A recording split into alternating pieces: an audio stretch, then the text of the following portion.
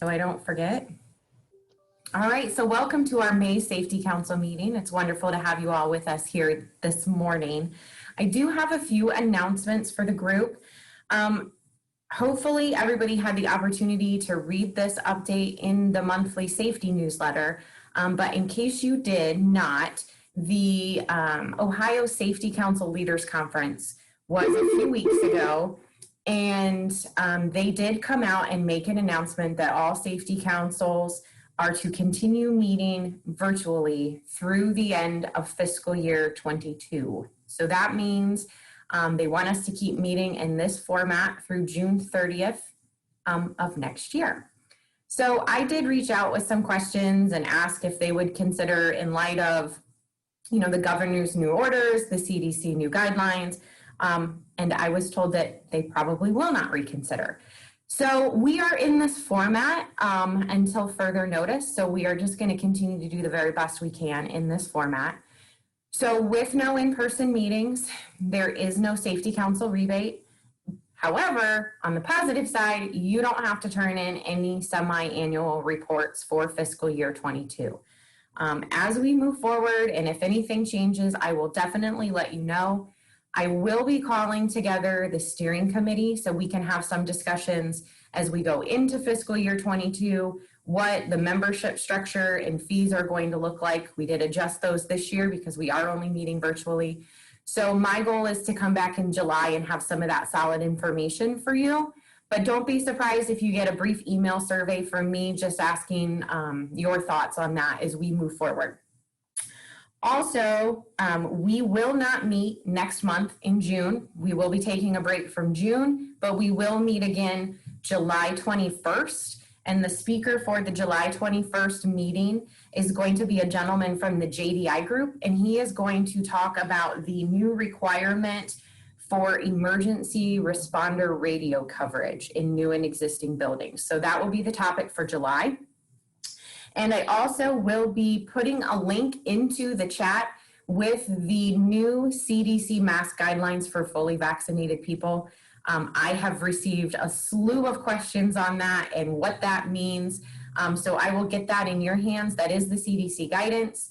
And then while the presentation is going on too, I will get some information from the state and get that into the chat. If I don't get it into the chat, I promise to get that into your hands here in the next couple weeks as we release our June Safety Council newsletter, because I know those are some very important changes, and you too are probably getting questions from employees in your business. All right, and the very last thing that I have is that we did award a Safety Council scholarship this year.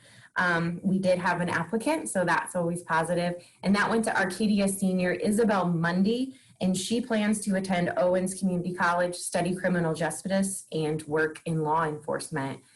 She is the daughter of Bridget Mundy, who is an administrator with Blanchard Valley Health System in Independence House. So she definitely has ties to the Fostoria area. Are there any questions for me? Okay, and Dave did send me an email, and he said that he didn't have any updates for us today. Unless otherwise, Dave, do you have anything else? I don't have anything in particular other than what you've captured already. Okay, all right, very good. Well, then without further ado, I will turn it over to our speaker today. We have Dave Rice, and he is the founder and principal consultant for Rubicon EHS, and he is with us today to talk about Ohio EPA hazardous waste rules and common violations. So welcome, Dave. Thanks for joining us. Thanks, everyone. Thanks for joining us today. I'm going to share my screen here. So my name is Dave Rice. I'm founder and principal consultant for EHS Consultant, or Rubicon EHS. And we're a fairly full-service EHS consulting company focusing on regulatory compliance. We focus and believe in providing rational, objective EHS solutions to meet the challenges of an ever-changing regulatory landscape. Our operating philosophy is based on three core virtues: rationality, independent thinking, and integrity. These guiding virtues will ensure that we provide practical, compliance-based, and focused solutions tailored to our clients' specific needs and goals. as well as identify potential risks and opportunities, and honor the commitments that we make to our clients, contractors, and employees. So today, the focus of our topic is going to be on Ohio EPA hazardous waste regulations and common violations. However, so before we get too far on, and specifically in light of the recent changes in guidance, none of these terms will be said by me today. So I think as we go through the summer, these should be less and less frequently seen and heard and spoken of. Another thing I want to kind of point out, I was reading through a newsletter last night, and I saw that the DOT has increased their civil penalties once again. These increases went into effect as of May 3rd. So as you can see, there are some substantial violations, maximum violations per day per violation, as well as failure to provide hazmat training to employees, and those violations are per employee. So if you happen to need assistance with your hazmat program, I happen to know a guy that can help out with that, and his contact information will be provided at the end of this presentation. So then turning specifically to hazardous waste, again, these violation penalties also have increased. So last year, it was dominated by those phrases associated with the virus. But we wanted to really focus this presentation on something other and something new, and maybe a refresher for some people, because it has been so virus-centric over the last 14, 16 months, whatever. So in 1976, U.S. EPA was directed to develop and implement a program that would ensure the proper management and disposal of hazardous waste. The demand for this new regulatory regime was born out of years of improper handling and disposal of solid waste across the country, which primarily consisted of on-site disposal, burning, burying, or just storing them on-site in the back 40 indefinitely. There was no federal position on the management of solid waste, so there was just basically a patchwork of state regulations, and therefore no consistency. So complicating matters more was the fact that pollutants don't respect borders and can migrate across them at will. So RCRA, or the Resource Conservation Recovery Act, was created to establish minimum standards for the management of these solid waste by establishing a cradle-to-grave methodology that would require facilities to account for and manage their solid waste in a more consistent manner. And of course, they didn't impose, they did impose fines and penalties. So under RCRA, civil and criminal penalties have been established and range from $5,000 to $102,638 per day per violation, depending on the nature of the violation, when it occurred, and when the penalties were assessed. So it's important to note that the physical state of a material has no bearing on its status as whether or not it's considered a solid waste or not. So things like solids, semi-solids, liquids, or even contained gas are considered solid waste. The most important factor is what the end use of that material will be. If it's going to be incinerated, thrown in the trash, abandoned, or otherwise destroyed, in all likelihood, it would be considered a solid waste. Some materials included in this definition by virtue of being inherently waste, like dioxins and halogen waste. If the waste is going to be put in or onto the ground at any point, it's going to be considered a solid waste unless it's explicitly excluded. It might be placed on the ground because it's an essential landfill, or might be used as an ingredient that's going to be land applied, like road bedding. Still could be considered, and most likely would be considered, a solid waste. So it's important to know that there's also, just like any regulations, there's a number of exclusions that apply. So the more common ones are wastewater and sewer discharges, some scrap metals, used cathode ray tubes, solvent contaminated wipes that are being laundered and reused. That's an important factor in solvent contaminated wipes. And then hazardous secondary materials that are going to be reclaimed by a verified legitimate recycler. If the waste isn't going to be discarded, but is going to be recycled in some way, it may not be considered a solid waste. So if the waste is going to be reused without treating or processing it first, aka it's going to be reused as is, the waste will not be a solid waste. An example would be taking your collected baghouse dust and using it as insulation. If you reclaim the waste by sending it through a process to recover the reusable material or other reusable material, the waste, again, may not be considered solid waste. An example of this would be distilling spent and dirty solvent to recover clean solvent for reuse. So you can see, figuring out what is a waste and what is a waste stream, can be relatively straightforward. However, under RCRA, you're required to conduct and document your waste evaluation process to determine if the waste is hazardous, non-hazardous, or universal waste. This evaluation process must be conducted for all routinely generated waste and any new processes or waste streams that generated as your facility goes along. A lot of the failure to properly evaluate your waste may lead to an unsafe condition. Not conducting an evaluation is one of the most common RCRA violations cited by Ohio EPA. In the past, we've had situations where the determination process has been sort of, I don't want to say loosey-goosey, but fairly informal. But however, with the updated hazardous waste generator improvement rules, one of the things that they do want to see is a documented determination process. So even if you're just going to say it's generator knowledge, that's fine, but you need to kind of document why, as a generator, you're saying this is a hazardous waste, and whether that's because of the input, just the chemistry involved, what's coming out of it. So you can still use that determination process of generator knowledge, but you are now required to document that. So once we've determined that we have a solid waste, we now need to go through the second phase of determination, which because now we have to speciate the waste into either hazardous, non-hazardous, or universal. If our waste exhibits one or more characteristics of a hazardous waste, i.e. combustible, reactive, toxic, or corrosive, then you have a hazardous waste. If our waste is listed on one of the F, P, K, or U lists in Part 261, Subpart D, you have a hazardous waste.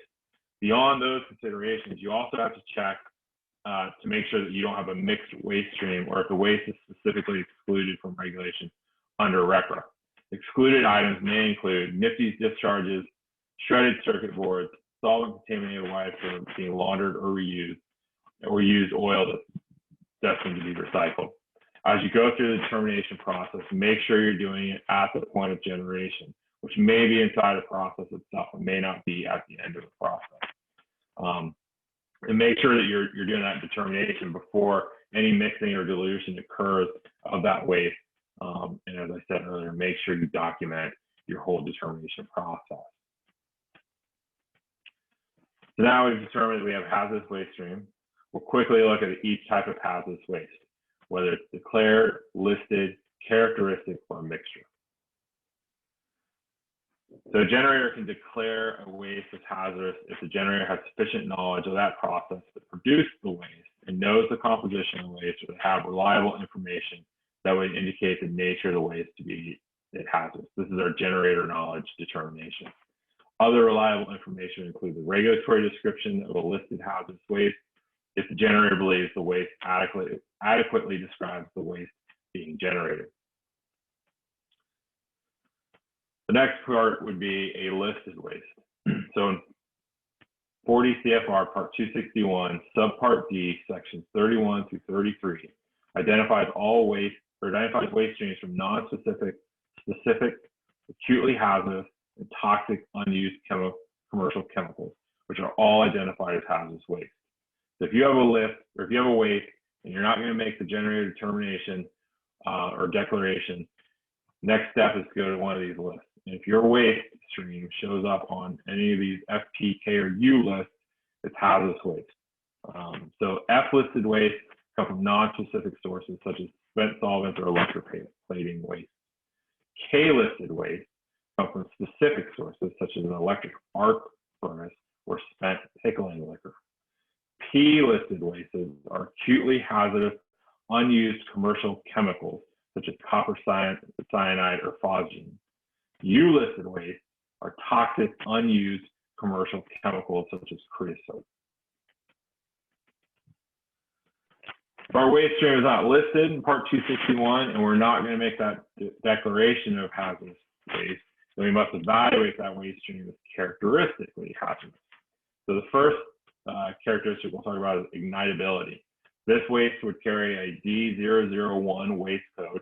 It includes liquids with a flash point of less than 140 F and non-liquids capable of spontaneous or sustained combustion or ignitable compressed gases or oxidizers.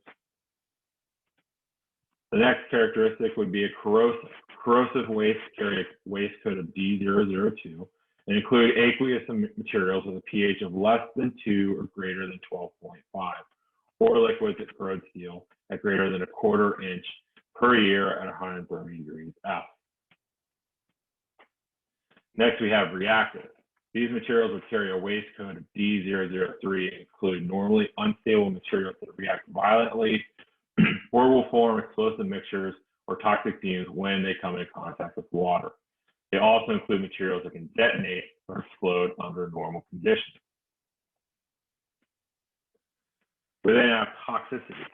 Toxic materials will carry a waste code of D004 to D043 and contain toxic constituents at or above a regulatory limit in Ohio as defined in Ohio Administrative Code 3745-5124. And toxicity is determined by conducting the toxicity characteristic leaching procedure test or T-clip test. You can't just say it's toxic. You have to go through that T-clip process. And for those who are not familiar, T-clip test basically takes the material, takes a waste stream, puts it, the sampling testing methodology simulates conditions within a landfill. So they run their sample, they conduct their testing, and then they analyze it. And if any constituents come out of that, that procedure above those regulatory thresholds, then it gets considered, toxic. And it will be assigned a waste code depending on the type of materials that leach out of that waste stream.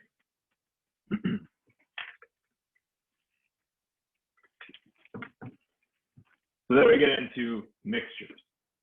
Hazardous waste and non-hazardous waste can be mixed together if they're compatible. In some cases, this can result in the hazardous waste losing its hazardous status. But if a hazardous waste is a listed waste, this usually is not the case.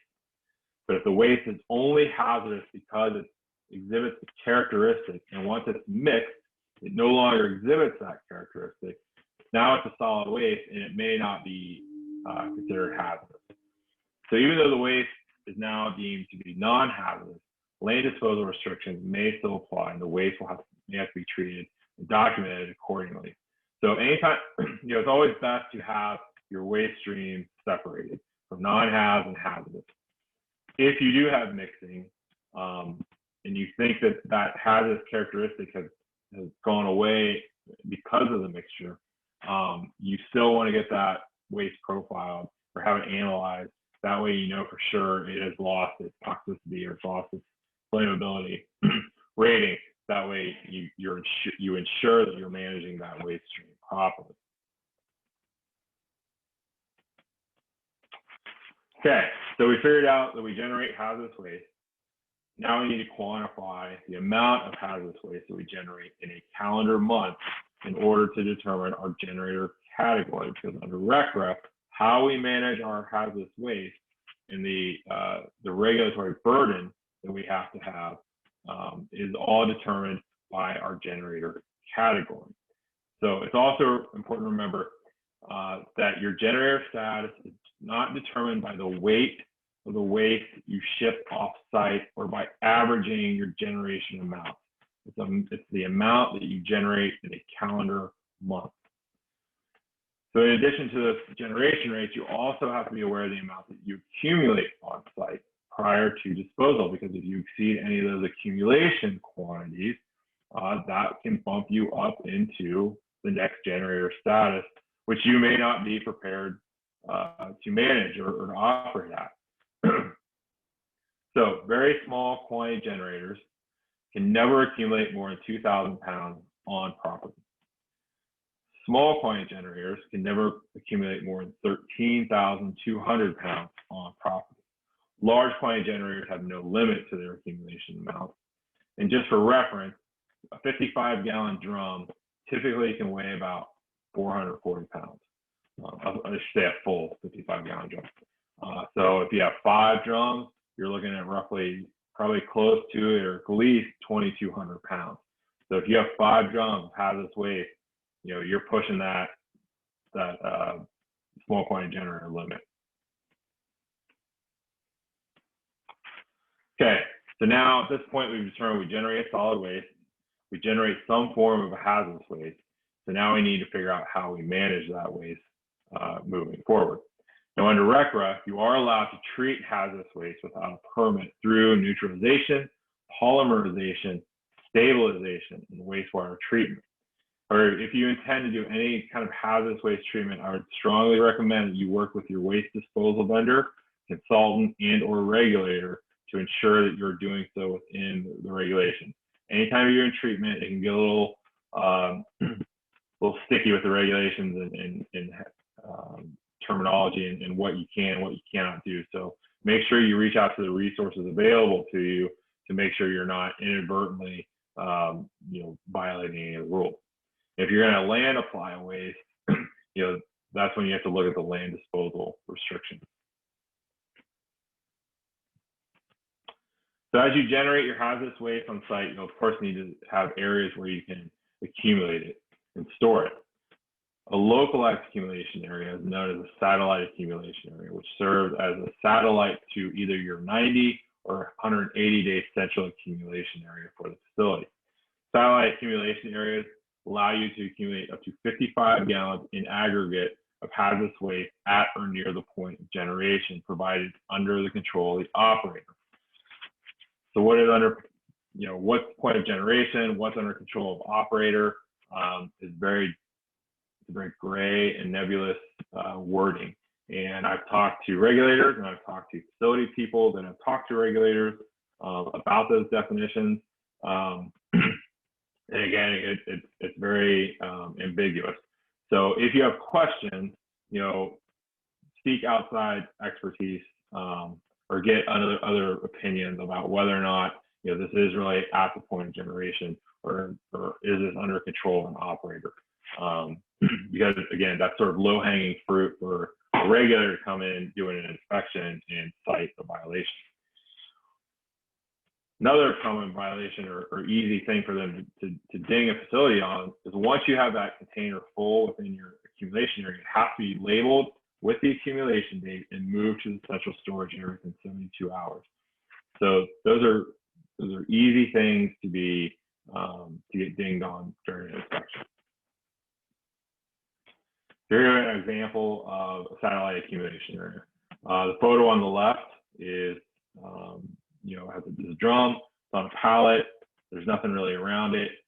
There is a lockable funnel on top. That's perfectly fine, provided that it is lockable and that it is latched closed. If you have a lockable or latching funnel, but it's not latched, it's considered open, and that's not allowable. The drum on the right has, it's on a pallet. Looks like it's in a sort of a designated area given the paint striping there, but it is hanging off the pallet a little bit, so we want to push that back a little bit. And we would assume that it is closed, perhaps full and waiting to be moved to the accumulation area because it does have the lid and ring on it. If you have an accumulation area where you have a drum and you use the lid and the ring, that lid and that ring has to be on there and it has to be closed per the packaging specifications. So if you just have it sitting on top of it, it's not closed because anyone can come over, kick it over, whether intentionally or on accident, and now you have a hazardous waste spill. You also note both drums have the red and white hazardous waste label that indicates it is hazardous waste and it has the contents marked. And then you also note it has the flammable liquid hazmat warning label on it as well.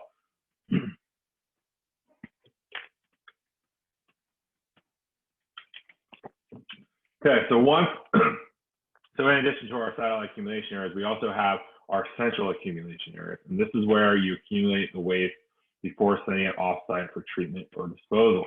And the amount of time a generator can accumulate waste in this area is determined, again, by their generator status. So small quantity generators have 180 days to ship it offsite, unless your TSDF is over 200 miles away. Then you have 270 days to accumulate offsite. But really, unless you have some specific need to send it to a TSDF that's that far away, this is a pretty rare occurrence in my experience. If you're a large quantity generator, you have 90 days to accumulate waste in your central accumulation areas. So in our accumulation areas, we also need to make sure that we have good container management in place. So the containers need to be dated from the first day that they arrive in that accumulation area. They have to be in good condition and compatible with the waste that's being stored in the container, and they have to be kept closed until a container, or unless it's being added to. Containers must be labeled with the words hazardous waste, as well as an indication of the hazard, and they need to be inspected weekly. So, at this point in time, we're not only dealing with RCRA regulations, but we're also dealing with DOT regulations. So that's why we need to make sure that they are labeled with DOT hazardous waste label, and it has the content, and it has a hazard warning label, all marked on the container, labeled in accordance with DOT regulations, not just RCRA. And as I said, we need to be able to perform weekly inspections. So in order to do those weekly inspections, we have to make sure there's adequate aisle space in between the containers. This is another opportunity for a bit of a housekeeping issue. And to separate our hazardous from our non-hazardous waste, but then separate our different types of hazardous waste from each other to facilitate easier inspection of those containers. We want to maintain that aisle space, not only so that we can check the condition of the containers and see if there's any leaks, but we also want to make sure that in the event that there's a spill or emergency response personnel need to get into that area, they have access to it. We don't just want to have a mountain of drums that we have to deal with in an emergency response situation. For large quantity generators, you also need to think about where you site your central accumulation area. So we have ignitable reactive materials. They have to be at least 50 feet away from the facility's property line. And we also need to think if we use storage tanks for hazardous waste, for the storage of waste that have VOCs. There's going to be air emission standards that you have to factor into your management of these wastes as well, in addition to the RCRA requirements. So as I said, if you're a small quantity generator or a large quantity generator and you have hazardous waste storage tanks, you have these additional requirements depending on your status. So you have to empty them, turn them within 90 or 180 days, depending on your status. You have to do daily and weekly inspections. You have to do secondary containment and leak detection systems, or have those systems in place if you're a large quantity generator. And those systems have to be inspected and basically installed with oversight from PE. So two more of the Ohio EPA common violations really are addressed through proper inspection processes for these small quantity, large quantity generators. When it comes to container, like I said, make sure they're closed at all times and make sure they're handled in a manner that will not damage them or cause interruption. So this comes back to this also comes back to DOT training, proper material handling of hazardous materials containers. Another common violation would be not ensuring that your emergency equipment is in good working order. So having an emergency phone in your setup, in your central accumulation area, having fire extinguisher systems, having spill kits. You got to make sure that those are inspected and those inspections are documented.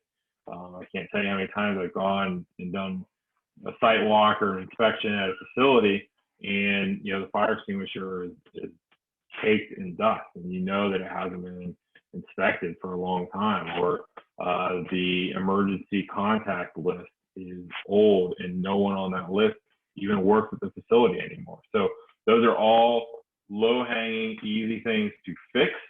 So they're also easy things to get cited for during an EPA inspection. So having that consistent inspection process will go a long way to make sure that you don't get cited for either one of those violations. So when a facility is ready for offsite shipment of its hazardous waste, again, like I said earlier, this is now when you have to make sure you're also not only in compliance with RCRA, but also in compliance with USDOT regulations in regarding to the packaging, marking, and labeling of those containers. Additionally, any offsite transportation of hazardous waste requires the use of a uniform hazardous waste manifest for the tracking and documentation purpose. Again, thinking back to our cradle to grave requirements under RCRA. So manifests must accompany each waste stream, and copies need to be retained on site that identifies the generator, transporter, disposal facility, waste type, containers, and quantity. These are used to track the movement of waste from the generator to its final disposal facility.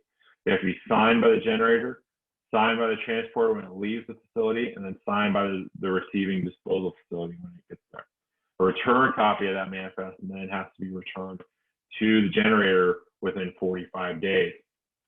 If you don't get that, then you have to within 35 days, you have to start filing what's called an exception report, which is basically just documenting the efforts you've made to obtain that manifest from your disposal facility. So then in 2018 came along the e-manifest system, which was designed to streamline and ultimately reduce paperwork associated with the tracking of hazardous waste shipments.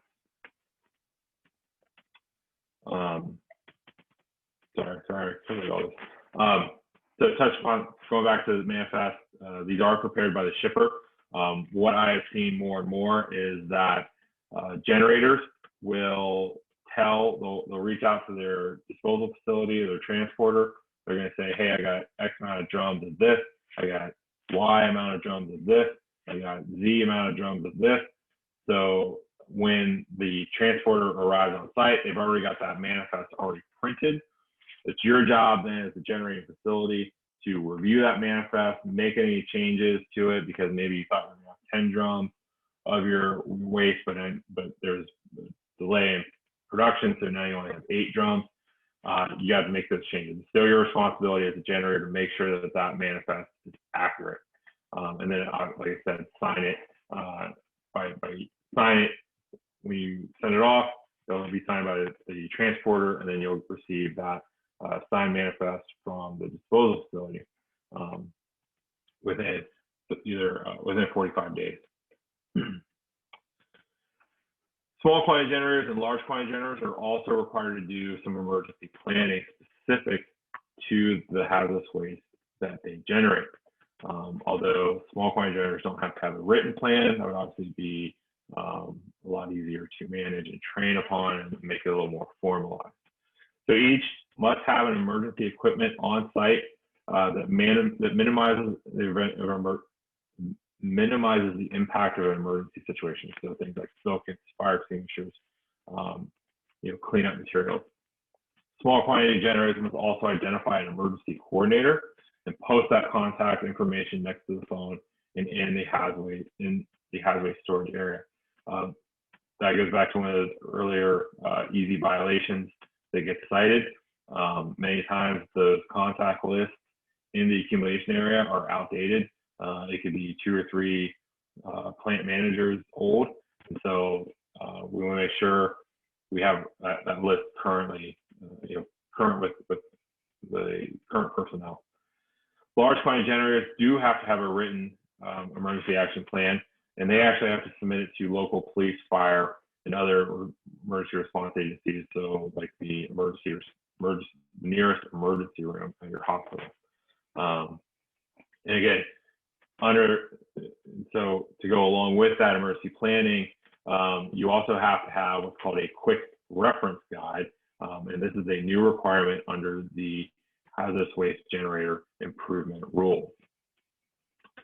But what needs to go on that quick reference guide is the types of hazardous waste and the hazards associated that you generate, the estimated amount of hazardous waste, identification of any waste that requires special or unique treatment, a map of the facility where that waste is generated or stored or otherwise could be found, street map of the facility and surrounding areas, location of water supply, information on the on-site employee notification system, and the name of the facility's emergency response coordinator, as well as their 24/7 response phone number. So new large quantity generators must submit this quick reference guide when you submit your contingency plan to the response agency as part of it.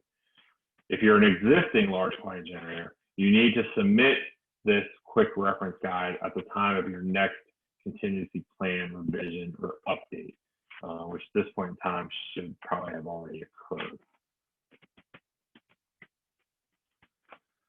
Okay, large quantity generators are also required to submit a biennial report. Failure to submit this report is another commonly cited violation in Ohio. It's easy to forget because you only have to do it once every 2 years. However, something that could trigger you to remember that or remind you that you have to do this report is that it is due on March 1st, which is also when your Tier 2 report is due. So having a comprehensive compliance calendar can help you make sure that you don't miss that, the submission of that report. And the report, for those of you who have not done it, it's not terribly complicated or complex. It's basically just an accounting of the waste that you've generated and sent off site for disposal and where it went. So it's pretty easy to do. But like I said, it is pretty easy to forget because you only have to do it every 2 years. One thing I want to point out is one of the sections on this report is after you provide information on your facility's efforts to reduce the amount of a hazardous waste, because a requirement for large quantity generators is to have active plans for minimizing the amount of waste, of hazardous waste that you generate. So if you're not doing that, you got to figure out what it is that you can do, because you do have to account for that in your biannual report. Training requirements, again, varies on your generator status. So the detail of your depth of the training program, depends on what you expect those employees to do in the event of emergency situation. But for large quantity generators, you have to make sure that you include training documentation, planning, the names, job titles, and descriptions for those employees who will be involved in an active hazardous waste management or response, and then have a description of their training regimen. Training records should also include demonstration of completion, and those records should be kept on site at the facility until the facility closes for current employees or for at least 3 years after an employee leaves the facility. I would recommend that you keep these records with your other EHS files, but also in individual employee training files, because as an auditor, they may come in and look at your training roster and say, okay, I want to see this person, this person, this person's training file. It's easier just to go pull it may be easier to go pull their individual training files as opposed to pulling more facility-wide training files. As I mentioned earlier, small quantity and large quantity generators who have hazardous waste storage tanks on site, when that facility closes, they must go through Ohio EPA's Cessation of Regulated Operations, or CRO program, to demonstrate and document that all hazardous substances have been removed from the property. Now, CRO is unique to Ohio. So if you're part of a non-Ohio-based corporation, or even if you are an Ohio-based corporation, and you're closing a facility, your corporate EHS group may not be aware of these requirements, which does have 30 and 90-day notification requirements. So if you think that this may apply to you, make sure you contact your consultant well in advance of those closure activities so you can come up with a comprehensive plan for the facility's closure. And when your facility generates hazardous waste, you also have to keep lots of records. What you have to keep, again, depends on your generator status. But while you're only required to keep most of the above records, most of these records for 3 years, in my opinion, in my recommendation, with the ease and accessibility of online storage, I always recommend just take those records that you're required to keep them hard copy for 3 years minimum, then scan them and save them digitally with all your other corporate EHS files, basically forever. Because remember, RECRA establishes cradle to grave requirements, which means once you generate it, you own it forever. I've worked with people that have 1,000-year contingency plans.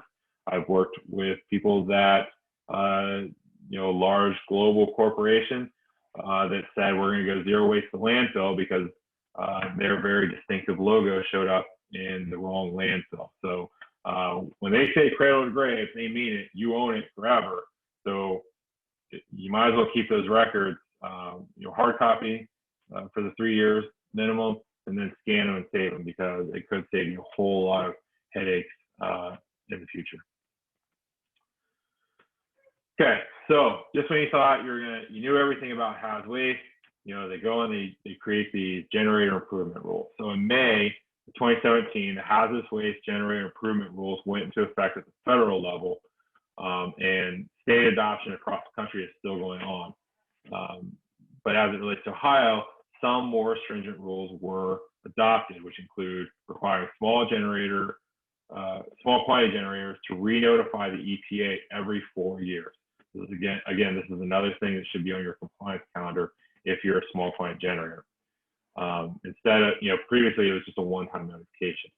But for those small quantity generators, you have to resubmit that notification by September 1st of your re-notification year. For large quantity generators, you have to submit your re-notification by March 1st, because why wouldn't you want another thing to submit on March 1st? This only has to be done on even number years and can be included part of your biannual report. So at least that's makes it a little easier to remember. Additionally, containers that carry hazardous waste must now be marked with the identification of the hazardous waste or the hazard within the container. So if it's flammable or explosive, it has to be labeled in addition to the hazardous waste label. This was always a DOT requirement for pre-transport preparations, but now that's been incorporated into hazardous waste rules in Ohio. And additionally, in Ohio, conditionally exempt small quantity generators are now called very small quantity generators. So although there were some more stringent rules implemented, there was also some less stringent rules implemented. So they did relax some requirements for generators and added some provisions that would add additional flexibility. Like if you ever have a tank cleanout or spill that would ordinarily put you into a large quantity generator status, you can now have the ability to notify EPA that you're going to have or did have an episodic generation event, and you're allowed to have a planned or an unplanned once a year.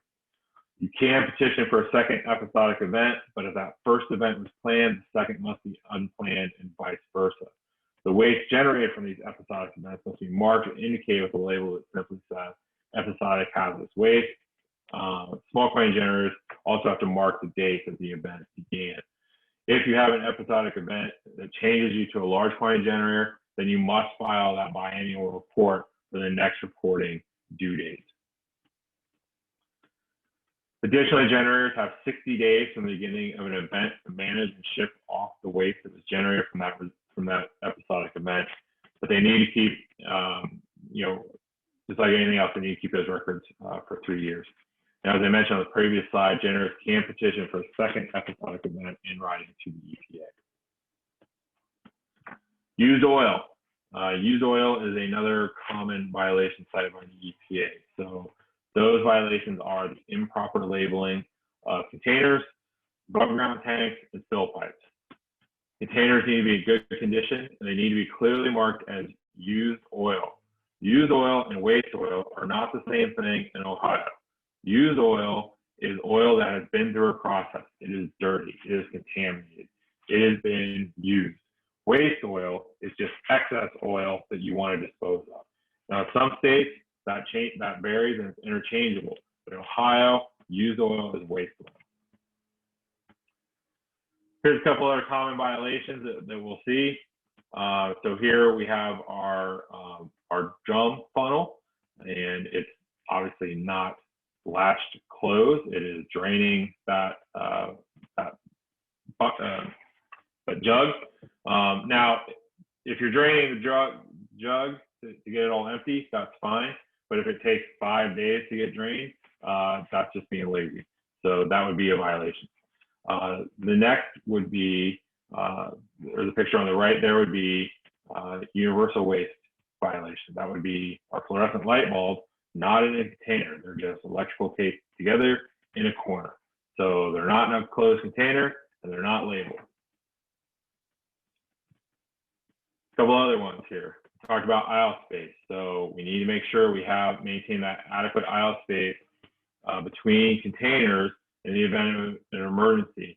And also, we need that to provide access for our inspections. And then the picture on the right, we have unlabeled drums. So I had mentioned universal waste with that last picture there. Universal waste are hazardous waste that have been exempted from hazardous waste regulations, provided that you manage them as universal waste. They're exempted because they're generating such a large quantity across industry, and it would make everyone a large quantity generator. So they carved out these specific wastes, not only to ease the management burden, but also to encourage the recycling of these materials. However, if you don't manage the universal waste as universal waste, you can be cited for mismanagement of hazardous waste. So the advantages of managing universal waste as such are it doesn't count towards your generator status. Waste evaluations are not required because they're very specific waste streams that are identified. No manifesting is required. Recycling is encouraged but not required. You have 1 year to accumulate the waste on site, and handlers can collect and store waste from other handlers under the generator improvement rule. So if you have your main production facility and that's where your central accumulation area is, but you have a maintenance shop 2 blocks down the road, that maintenance shop used to have their own, manage their universal waste separately. Now, under the improvement rules, you can transport those universal waste to your central accumulation area and send them off all under the one facility. But as I said, if you don't manage them as universal waste, you can be cited for mismanaging hazardous waste. So how do we manage them as universal waste? Containers must be compatible for the material. They have to be kept closed and they have to be labeled. You have to have basic training on the handling of the universal waste. You have to have spill cleanup procedures. You have to have notification and tracking requirements if you're a large quantity handler of universal waste. And you do have to transport them per DOT requirements. So then we have Ohio-specific universal waste. In Ohio, we have paint and paint-related waste. We have aerosol containers, and we have antifreeze. Paint and paint-related waste, the handler may reclaim that universal waste paint. Paint-related waste may only be reclaimed by the generator or the TSDF.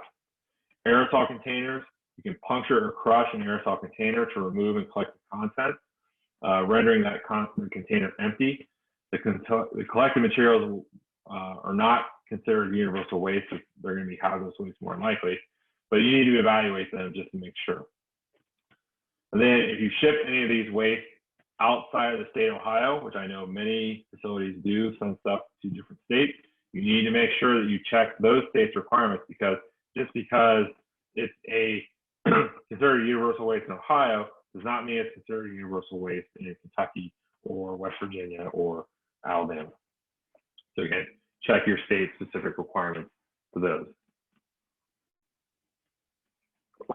And our last waste stream that we'll touch upon quickly, non-hazardous waste. So these are solid wastes that are not considered hazardous under RECLA, but they still need to be labeled and properly contained. So, you know, they do have management, labeling, and disposal requirements. So don't just haul stuff into the dumpster. Make sure you know what it is that you're throwing away.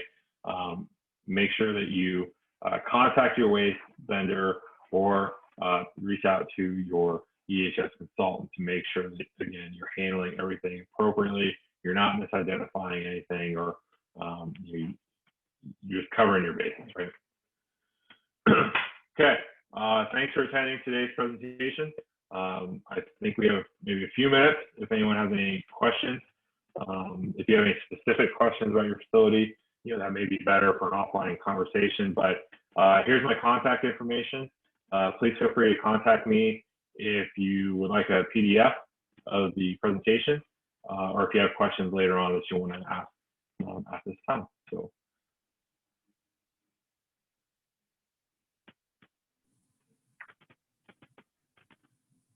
Okay, I'm giving everybody opportunity. Are there any questions for Dave?